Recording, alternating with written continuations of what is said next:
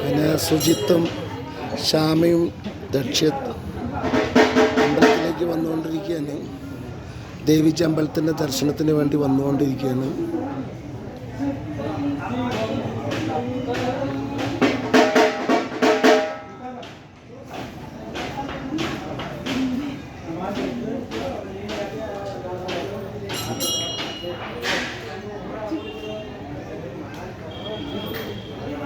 കുട്ടിയെടുത്ത് കയറാൻ ബുദ്ധിമുട്ടുണ്ടോ?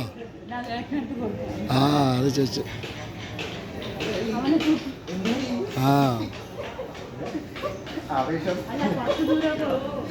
നമ്മുടെ പണ്ട് പളനിമലയ്ക്ക് കരിയിൽ കയറി പോകണം. അപ്പം ഇത്തിരി ബുദ്ധിമുട്ടുണ്ടാവും കയറാനായിട്ട്. അധികമൊന്നുമില്ല പളനി. പിന്നെ പുതിയ ജീവിത ശൈലിയും കാര്യങ്ങളൊക്കെ സ്വല്പം വിഷമമുണ്ട്.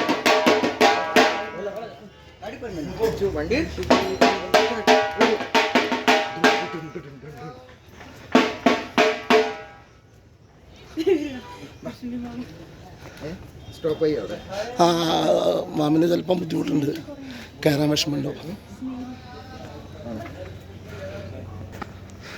ഇതാണ് ദേവീജി അമ്പലം.